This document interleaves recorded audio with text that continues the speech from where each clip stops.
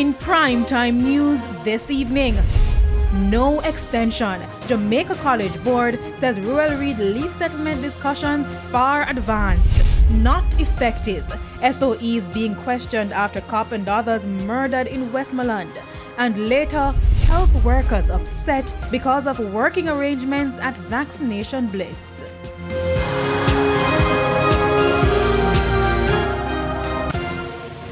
Good evening and welcome to Primetime News, live on air and online at onespotmedia.com. I'm Herman Green. Thanks for joining us.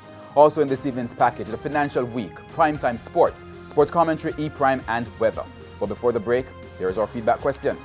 This evening we're asking, what's your take on the JFF's Technical Committee's recommendation to change the Reggae Boys coaching staff? You can share your comments online, facebook.com/televisionjamaica or tweet at televisionjam1. Please stay tuned. Primetime News returns after this break.